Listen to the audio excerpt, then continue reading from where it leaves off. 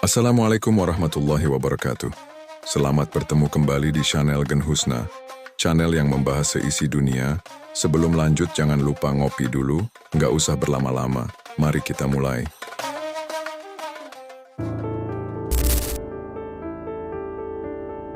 Neraka adalah tempat yang paling hina, yang dikhususkan untuk orang-orang yang melanggar perintah Allah Subhanahu wa Ta'ala dan abai terhadap amalan Rasulullah Shallallahu Alaihi Wasallam. Terdapat 7 tingkatan neraka, di mana neraka jahanam merupakan level neraka tertinggi, karena di sana terjadi penyiksaan yang paling dahsyat dan mengerikan.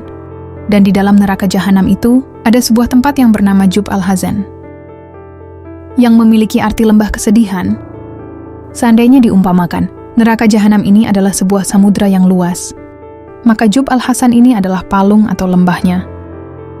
Jadi bisa diistilahkan Jub al-Hasan merupakan tempat paling rendah, atau tempat terdalam di dalam neraka jahanam. Berbicara soal neraka, ternyata ada beberapa nama anak manusia di dalam Al-Quran yang dipastikan memiliki tempat di dalam neraka. Itu semua terjadi akibat perbuatannya selama dia masih hidup. Maka siapa sajakah nama-nama itu? Jadi inilah 11 nama yang dipastikan masuk neraka dalam Al-Quran.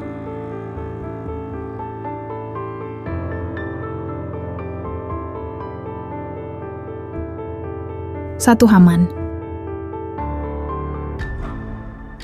Haman adalah orang yang disebutkan namanya sebanyak 6 kali di dalam Al-Quran. Tentu bukan karena akhlaknya atau karena ibadahnya kepada Allah Subhanahu wa Ta'ala, melainkan karena pencapaian yang buruk selama hidupnya.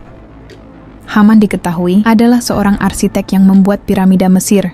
Di dalam Al-Quran, Allah Subhanahu wa Ta'ala berfirman, dan berkata Fir'aun, "Hai Haman, buatkanlah bagiku sebuah bangunan yang tinggi, supaya aku sampai ke pintu-pintu, yaitu pintu-pintu langit, supaya aku dapat melihat Tuhan Musa.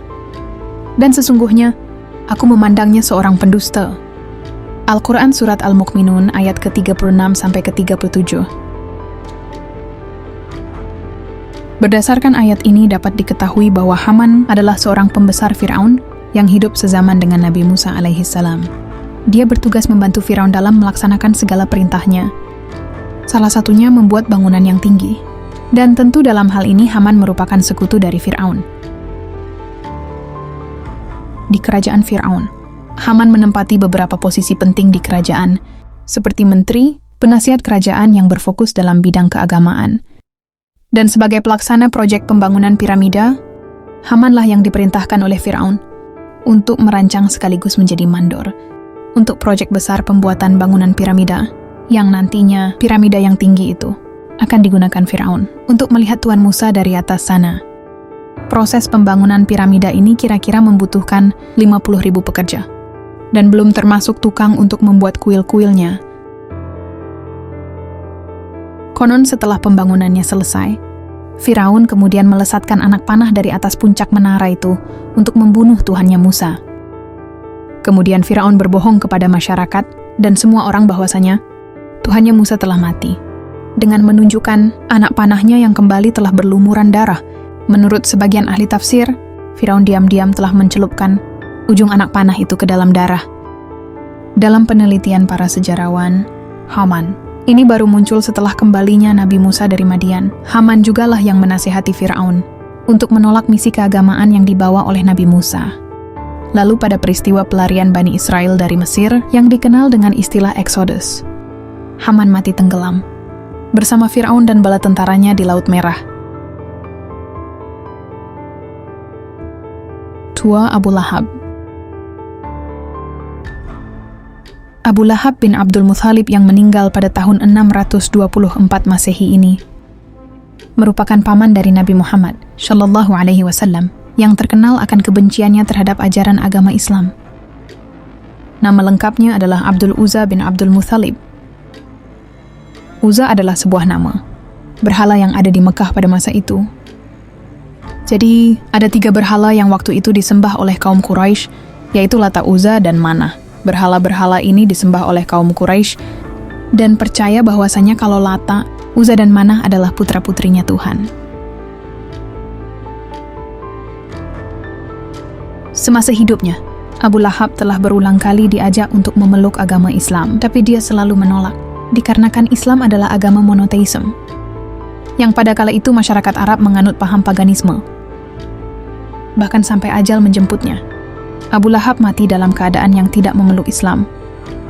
Namun semua anak-anaknya Abu Lahab justru pada memeluk Islam pada hari pembebasan kota Mekah. Ketika wahyu turun kepada Nabi Muhammad SAW, Abu Lahab dengan segala cara menentang ajaran yang dibawa oleh keponakannya itu, mulai dari memfitnah, mencemarkan nama baik, menghina, dan lain-lain. Bahkan Abu Lahab juga kerap kali melakukan serangan fisik. Salah satu contohnya, dia pernah melempari Nabi Muhammad dengan rahim kambing ketika Nabi Muhammad SAW sedang menjalankan salat.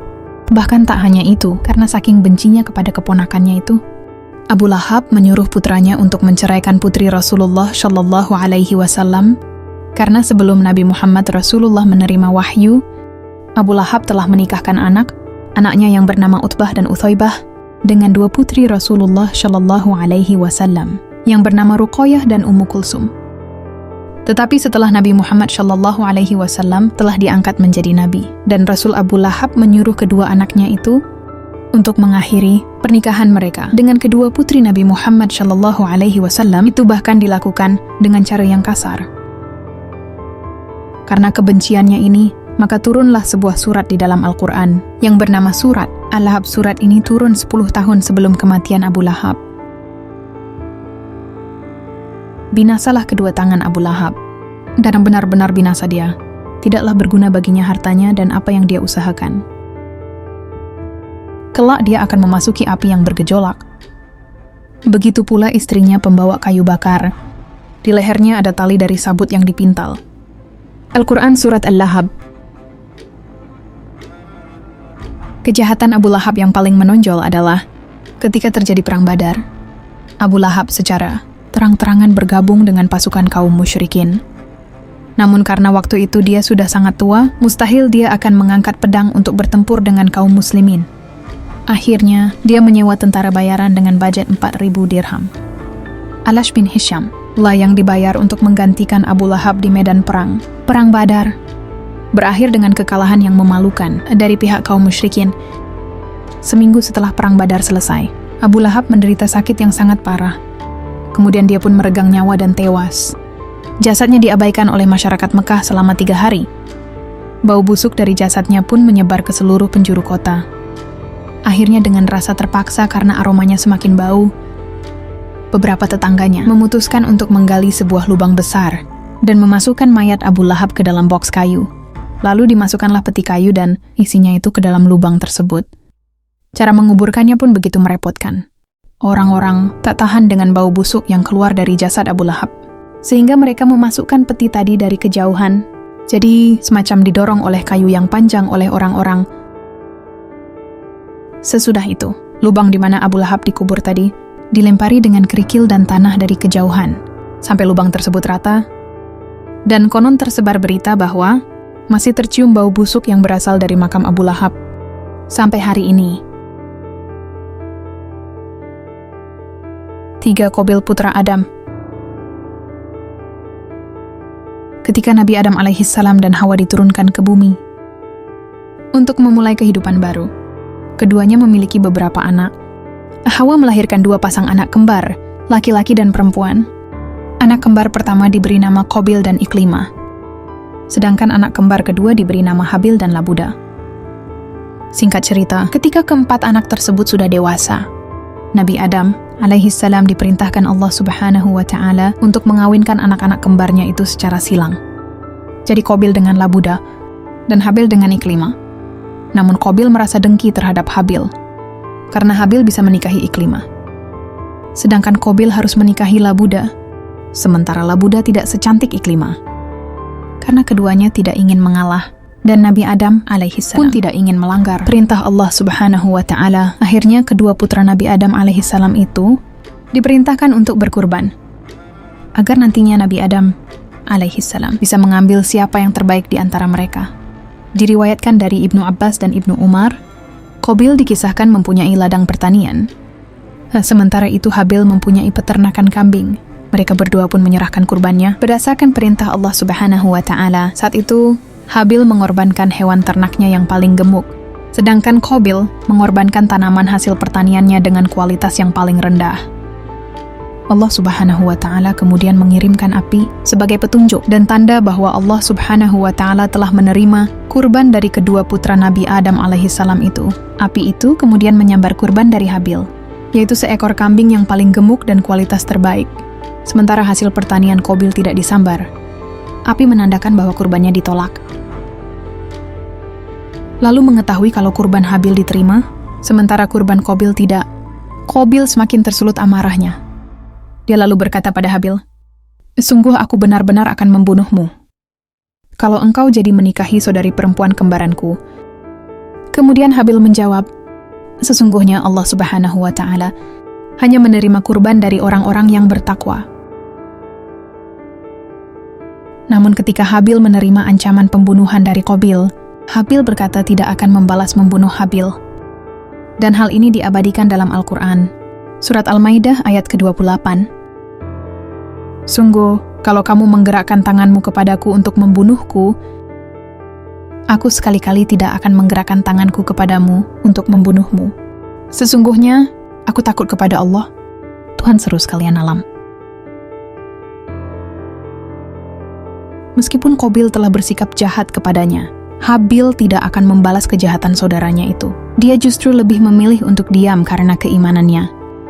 Kisah perseteruan Qabil dan Habil, sebagaimana yang tercantum dalam Al-Quran Surat Al-Maidah, ayat 27-31. Diceritakan bahwa Qabil yang gelap mata, akhirnya membunuh saudaranya sendiri yaitu Habil. Sebagian ulama menyebutkan setelah membunuh Habil, Qabil memanggul jenazah Habil selama 1 tahun. Sementara sebagian ulama lainnya menyebutkan 100 tahun, hingga suatu ketika Allah Subhanahu wa Ta'ala mengutus 2 ekor burung gagak yang bertarung, sehingga salah satunya mati. Atas kuasanya Allah Subhanahu wa Ta'ala memperlihatkan burung tersebut dalam keadaan yang sama, yang mana burung yang masih hidup menggali tanah dan memasukkan bangkai burung gagak yang telah mati ke dalamnya. Qabil yang saat itu menyaksikan pergulatan kedua burung gagak tersebut segera meniru apa yang telah dilakukan mereka. Qabil berkata, "Duhai celaka aku, mengapa aku tidak mampu berbuat seperti burung gagak ini, lalu aku dapat menguburkan mayat saudaraku ini?" Qabil kemudian menguburkan jenazah Habil. Kisah pembunuhan yang dilakukan Qabil ini menjadi peristiwa pembunuhan pertama yang terjadi di atas muka bumi. Dan karena sifatnya serta kenekatannya membunuh saudaranya, Qabil pun menjadi salah satu penduduk neraka. Dan tentu saja membunuh bukanlah suatu dosa yang remeh. Bahkan Nabi Shallallahu Alaihi Wasallam telah mengingatkan, yang dihisab pertama kali dari seorang hamba adalah salat, dan yang pertama kali diputuskan atas dosa sesama manusia adalah pertumpahan darah. Hadis riwayat An-Nasa'i. Sementara di Al-Quran Allah Subhanahu wa Ta'ala mengingatkan, siapa yang membunuh seseorang muslim dengan sengaja, maka balasannya ialah jahanam. Ia kekal di dalamnya, dan Allah murka kepadanya dan mengutukinya serta menyediakan azab yang besar baginya. Al-Quran Surat An-Nisa ayat 93.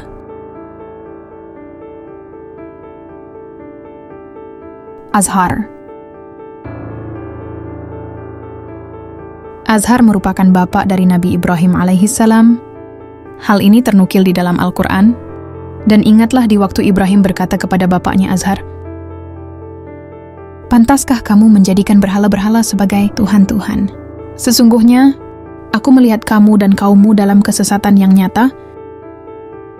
Di dalam ayat tersebut, nama Azhar secara jelas disebutkan sebagai bapaknya Nabi Ibrahim alaihissalam. Namun menurut sejumlah ahli tafsir para ulama, makna dari kata bapak di ayat tersebut bukan berarti dia harus menunjukkan sosok ayah kandung, tapi bisa jadi itu menunjukkan arti sebagai pengasuh atau penanggung jawab, yang dalam hal ini bisa jadi itu kakek, paman atau kerabat yang lainnya. Meskipun Azhar ini bapak kandung atau bukan dari Nabi Ibrahim, pada intinya dia adalah orang yang mengasuh Nabi Ibrahim alaihissalam. Dan sebagai orang yang bertanggung jawab atas Ibrahim alaihissalam, Azhar ini adalah penasihat dari Raja Namrud. Bisa dikatakan dia adalah orang kepercayaan atau tangan kanan dari sang raja. Azhar juga merupakan seorang pematung. Kerjanya adalah mengukir batu-batuan hingga menjadi bentuk berhala, kemudian disembah oleh masyarakat sebagai sosok Tuhan. Di dalam Islam, membuat patung adalah hal yang dilarang. Pendapat kebanyakan para ulama mengatakan hukumnya adalah haram, apalagi sampai kalau patung itu dijadikan sesembahan, seperti yang dilakukan oleh Azhar. Di dalam hadis, Rasulullah Shallallahu Alaihi Wasallam pernah bersabda, Rasulullah Shallallahu Alaihi Wasallam datang dari suatu safar, dan aku ketika itu menutupi diri dengan kain tipis milikku di atas lubang angin pada tembok. Lalu di kain tersebut terdapat gambar-gambar. Ketika Rasulullah Shallallahu Alaihi Wasallam melihat hal itu, beliau merobeknya dan bersabda, sesungguhnya orang yang paling berat siksaannya pada hari kiamat adalah mereka yang membuat sesuatu yang menandingi ciptaan Allah Subhanahu wa Ta'ala. Aisyah mengatakan, akhirnya kami menjadikan kain tersebut menjadi satu atau dua bantal. Hadits riwayat Bukhari dan Muslim. Rasulullah Shallallahu Alaihi Wasallam mengkhawatirkan tradisi patung. Beliau mewanti-wanti jangan sampai ada Muslim yang menjadi pembuat patung, karena mereka dikhawatirkan menghidupkan tradisi menyembah berhala. Kanaan putra Nabi Nuh alaihi salam. Nabi Nuh alaihi salam dikaruniai 4 orang putra. Yang pertama bernama Kanaan, kemudian Yafet, lalu Sem, dan yang terakhir bernama Ham. Semua anak Nabi Nuh alaihi salam ini diketahui beriman kepada Allah Subhanahu wa Ta'ala dan mengikuti syariat yang dibawakan oleh ayahnya itu, namun rupanya putranya yang tertua yang bernama Kanaan hanya berpura-pura beriman. Kanaan menyembunyikan rasa bencinya kepada ayahnya. Maka ketika hari di mana musibah banjir besar itu tiba, Nabi Nuh alaihi salam beserta seluruh umatnya masuk ke dalam kapal. Lalu Nabi Nuh alaihi salam mengabsen orang-orang yang ada di kapal tersebut. Semua umatnya ada, termasuk anaknya Sem, Ham, dan Yafet. Namun dia tidak melihat putra sulungnya yang bernama Kanaan. Kemudian Nabi Nuh alaihi salam keluar dari kapal itu dan pergi mencari Kanaan. Setelah keduanya bertemu, segera saja Nabi Nuh alaihi salam mengajak Kanaan untuk ikut masuk ke dalam kapal bersama dengan adik-adiknya. Namun dengan rasa angkuhnya, Kanaan menolak ajakan ayahnya tersebut dan lebih memilih naik ke atas gunung demi menghindari banjir besar tersebut. Kanaan mengabaikan ayahnya karena rasa bencinya itu. Dan rupanya banjir besar itu pun tidak hanya menenggelamkan kampung mereka, bahkan banjir itu menenggelamkan gunung-gunung tinggi, termasuk gunung di mana Kanaan berlindung. Kanaan mati karena bertahan dengan rasa angkuhnya. Dan bahtera itu berlayar membawa mereka dalam gelombang laksana gunung. Dan Nuh memanggil anaknya, sedang anak itu berada di tempat yang jauh terpencil. Hai anakku, naiklah ke kapal bersama kami. Dan janganlah kamu berada bersama orang-orang yang kafir. Al-Quran Surat Hud ayat ke-42. Nah, Firaun zaman Nabi Musa. Di sepanjang sejarahnya, ada banyak Firaun yang telah memerintah negeri Mesir. Ada Firaun yang beriman, ada pula Firaun yang kafir. Contoh Firaun yang beriman adalah yang hidup sezaman dengan Nabi Yusuf alaihi salam, sementara Firaun yang kafir hidup sezaman dengan Nabi Musa alaihi salam. Menurut para ahli tafsir dan beberapa dalil, Firaun yang hidup pada masa Nabi Musa alaihi salam ada 2, yaitu Ramses II dan Mermetah. Ramses II merupakan Firaun ketiga dari Mesir kuno, dan Mermetah merupakan Firaun setelahnya, yakni keempat. Firaun Ramses II dinobatkan sebagai Firaun terkuat sepanjang masa, dan memerintah dengan waktu yang terlama, yaitu selama 66 tahun. Dia adalah Firaun yang mengejar Nabi Musa alaihi salam, yang kemudian mati tenggelam di Laut Merah. Para ilmuwan yang telah meneliti mumi Ramses II mengatakan, kalau Ramses ini meninggal di usia 90 tahunan, di dalam Al-Quran, nama Firaun disebutkan lebih dari 70 kali. Dan dikenal sebagai tokoh yang memerangi dakwah Nabi Musa alaihi salam. Firaun digambarkan sebagai penguasa Mesir kuno, yang memiliki angkatan bersenjata, tetapi zalim terhadap kaum yang lemah, dan bahkan dia menganggap dirinya Tuhan, yang wajib disembah oleh rakyatnya. Sesungguhnya Firaun telah berbuat sewenang-wenang di bumi dan menjadikan penduduknya berpecah belah. Dia menindas segolongan dari mereka dan menyembelih anak laki-laki mereka dan membiarkan hidup anak perempuannya. Sesungguhnya dia termasuk orang-orang yang berbuat kerusakan. Al-Quran Surat Al-Qasas ayat 4. Ada banyak sekali kisah-kisah yang menceritakan tentang bagaimana jahatnya sosok Firaun satu ini.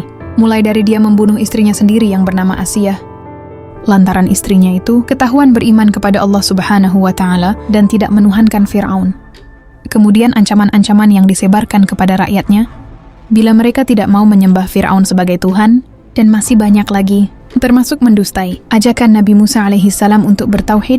Tentu saja sangat jelas bahwa Firaun dengan sifat sombong dan kejamnya itu, tempat yang pantas untuknya adalah neraka.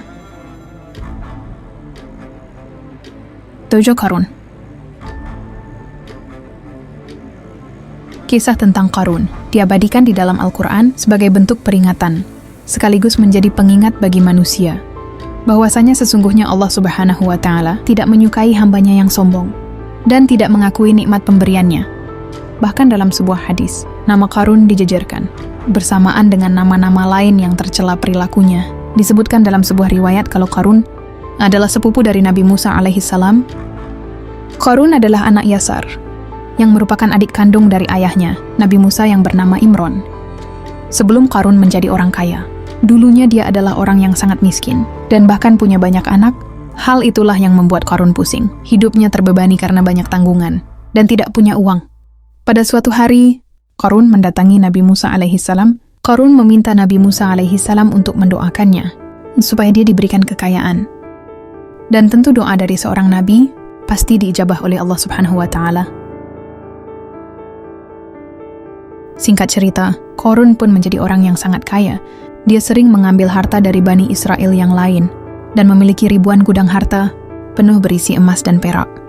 Saking kayanya, kunci-kunci harta bendanya harus dipikul oleh beberapa orang yang kekar, karena terlampau berat untuk dibawa oleh satu orang. Meskipun berkerabat dengan Nabi Musa alaihissalam, pada semasa itu, Qarun yang pandai berbisnis malah memihak kepada Raja Fir'aun. Yana Adam dalam bukunya yang berjudul Rahasia Dahsyat di Balik Kata Syukur menyebutkan bahwa Qarun sering disebut sebagai julukan Munawir karena keindahan suaranya dalam membaca kitab Taurat. Imam Qatadah, Muqatil dan Al-Qalbi mengatakan bahwa Qarun adalah kaum Bani Israel yang paling bagus bacaan Tauratnya. Ia bahkan merupakan ahli kitab Taurat setelah Nabi Musa alaihissalam dan Harun, namun dibalik ilmu dan hartanya yang melimpah, Qarun termasuk ke dalam golongan orang-orang yang munafik karena harta bendanya telah membutakan hatinya. Banyak orang saleh yang mengingatkannya dan menasihatinya agar dia tidak bersikap berlebihan dan tinggi hati. Namun Qarun mengabaikannya dan menganggap bahwa harta yang dimilikinya didapat dari ilmu dan usahanya, tanpa campur tangan dari Allah Subhanahu wa Ta'ala. Dia berkata, "Sesungguhnya, aku diberi harta itu semata-mata karena ilmu yang ada padaku." Tidakkah dia tahu bahwa sesungguhnya Allah telah membinasakan generasi sebelumnya yang lebih kuat daripadanya dan lebih banyak mengumpulkan harta? Orang-orang yang durhaka itu tidak perlu ditanya tentang dosa-dosa mereka. Al-Quran Surat Al-Qasas ayat 77. Bahkan Qarun seringkali melewati kaum Bani Israel dengan pakaian beserta harta yang mewah. Ia diiringi oleh para pembantu dan juga budak yang siap sedia melayaninya. Tentu saja hal itu membuat orang-orang iri, bahkan sampai berangan-angan memiliki kekayaan seperti Qarun. Pada akhirnya, Qarun diazab oleh Allah Subhanahu wa Ta'ala, yaitu dengan dibenamkan ke dalam tanah dalam waktu semalam. Dalam beberapa riwayat disebutkan bahwa Allah Subhanahu wa Ta'ala menurunkan gempa bumi yang sangat dahsyat beserta tanah longsor. Tempat Qarun ditenggelamkan, bersama dengan harta dan pengikutnya, telah menjadi sebuah danau yang dikenal sebagai Danau Qarun atau Bahiroh Qarun. Adapun yang tersisa hanya puing-puing istana Qarun yang terletak di daerah Al-Fayu, Mesir. Qarun tenggelam bersama seluruh harta kekayaannya ke dalam perut bumi, dan tidak ada yang satu pun tersisa. Tidak ada pula satu orang saja dari keluarga, kerabat teman, maupun pengikutnya yang mampu menyelamatkannya. Harta dan ilmu yang dimiliki dan diagung-agungkan olehnya justru menjadi malapetaka baginya. 8 istri Nabi Lut alaihissalam. Nabi Lut alaihissalam diperkirakan hidup pada tahun 1950 sampai 1870 sebelum Masehi. Beliau memiliki istri yang bernama Waliyah atau Wailah, Nabi Lut alaihissalam, dan istrinya tinggal di sebuah kota yang bernama Sodom. Di kota itulah Nabi Lut alaihissalam ditugaskan oleh Allah Subhanahu wa Ta'ala untuk berdakwah kepada penduduk Sodom Karena seperti yang kita sering bahas, orang-orang Sodom ini punya perilaku menyimpang, yaitu penyuka sesama jenis. Selain itu, masyarakat Sodom juga biasa merampok, menganiaya dan melakukan kejahatan-kejahatan lainnya sesuai tugasnya. Kemudian Nabi Lut alaihissalam setiap hari mendakwahi kaum ini, mengingatkan mereka dan meluruskan fitrah mereka sebagai manusia. Namun terjadi penolakan demi penolakan. Hanya sebagian kecil saja yang mau ikut ajaran Nabi Lut alaihissalam pada waktu itu. Sebagian lainnya membangkang dan mendustakan Nabi Lut alaihissalam, termasuk istrinya. Istrinya ini justru lebih mendengarkan para pembesar kaumnya yang zalim, dibanding mendengarkan apa yang dikatakan oleh suaminya. Wali'ah adalah sosok pengkhianat. Sehingga ketika turun azab di kota Sodom, Wali'ah ikut mati, bersama-sama penduduk kota Sodom yang membangkang, sementara Nabi Lut alaihissalam dan para pengikutnya telah berhijrah ke suatu tempat yang aman, tepat sebelum azab itu terjadi.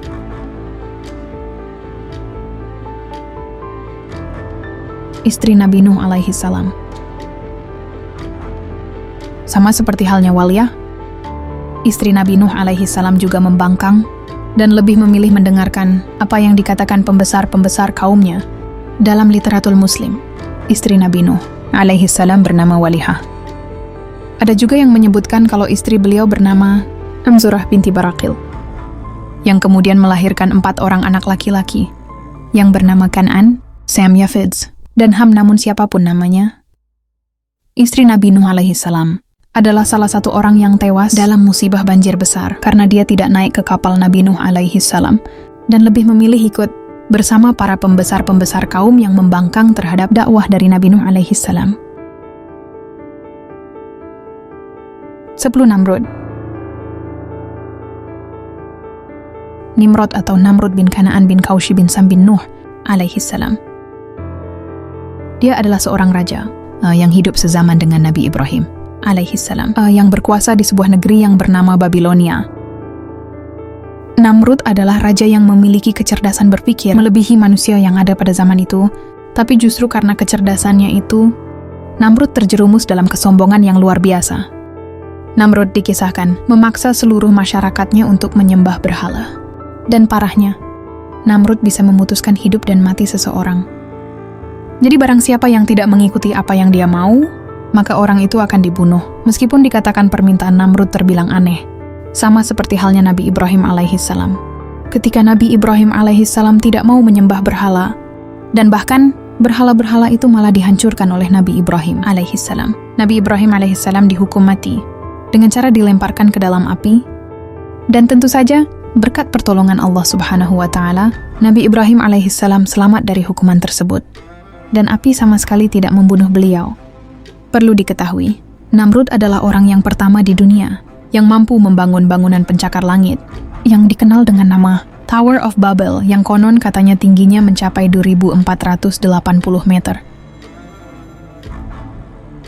Menara inilah yang dikenal hingga saat ini sebagai simbol dari keangkuhan dan kesombongan manusia. Allah subhanahu wa ta'ala telah berikan semuanya untuk Namrud, yaitu kekuatan, kepintaran, dan harta kekayaan yang melimpah. Namun Namrud malah sombong, hingga akhirnya dia mati karena seekor nyamuk kecil yang masuk melalui lubang hidungnya. Dan nyamuk itu dikatakan tinggal di dalam kepala Namrud selama 400 tahun. Selama itu pula, Namrud hidup penuh kesengsaraan. Namrud gelisah, hidup seperti orang yang tidak waras. Setiap hari dia memukuli kepalanya, hingga pada akhirnya Namrud mati karena meminta seseorang untuk memukul kepalanya dengan keras dengan tujuan membuat nyamuk yang ada di dalam kepalanya itu mati. Namun malah Namrud yang mati. 11. Ummu Jamil. Tokoh yang terakhir yang dipastikan masuk neraka adalah Ummu Jamil. Ummu Jamil adalah istri dari Abu Lahab. Dia juga adalah saudara perempuan dari Abu Sufyan, sekaligus bibi dari Muawiyah. Sifat Ummu Jamil sama seperti suaminya. Dia terkenal membenci Rasulullah Shallallahu Alaihi Wasallam sampai-sampai di Al-Quran. Ummu Jamil disebut sebagai wanita pembawa kayu bakar. Ummu Jamil dan Abu Lahab, keduanya sama-sama punya nasab yang mulia, sama-sama punya kedudukan sebagai bangsawan Arab yang kaya raya. Namun hari-hari Ummu Jamil ini selalu disibukkan oleh siasat dan strategi tentang bagaimana caranya menyakiti Nabi Muhammad Shallallahu Alaihi Wasallam. Nah, Ummu Jamil ini punya sebuah kalung yang sangat besar dan mahal. Suatu hari Ummu Jamil pernah berkata, "Sesungguhnya, aku akan menjual kalung ini untuk biaya memusuhi Muhammad. Maka Allah Subhanahu wa Ta'ala kelak akan menghukumnya dengan tali dari api neraka yang dikalungkan di lehernya. Di akhirat si pembawa kayu bakar." Bisa juga dimaknai sebagai orang yang mempunyai kebiasaan menebar fitnah dan mengadu domba. Karena Ummu Jamil adalah orang yang suka membawa berita untuk merusak hubungan sesama manusia. Dan disebutkan di sini kayu bakar, karena menebarkan permusuhan dan kebencian di antara manusia, sebagaimana kayu bakar menebarkan api. Adapun mengadu domba adalah gangguan yang ditujukan kepada kaum muslimin untuk merusak hubungan sesama mereka. Rasulullah Shallallahu Alaihi Wasallam pernah bersabda, tidak masuk surga orang yang suka mengadu domba. Upaya Ummu Jamil untuk memadamkan dakwah Nabi Muhammad Shallallahu Alaihi Wasallam akhirnya sia-sia. Kejahatan dan keculasannya selama bertahun-tahun yang dilakukan kepada Nabi Muhammad Shallallahu Alaihi Wasallam hanya melahirkan kecelakaan bagi dirinya. Suatu hari saat Ummu Jamil sedang memikul kayu berduri yang biasa digunakan untuk mencelakai Rasulullah Shallallahu Alaihi Wasallam, tiba-tiba kain yang dipakai untuk menggendong kayu itu menjerat lehernya hingga menemui ajalnya. Sebuah kematian yang hina dan mengenaskan bagi wanita yang memusuhi dan menyakiti Nabi Muhammad Shallallahu Alaihi Wasallam. Wallahu a'lam bishawab.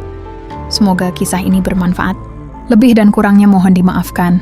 Yang benar datangnya dari Allah Subhanahu wa Ta'ala. Khilaf atau keliru itu datangnya dari saya pribadi sebagai manusia biasa. Sampai ketemu di kisah-kisah seru yang penuh makna selanjutnya. Saya akhiri. Wassalamualaikum warahmatullahi wabarakatuh.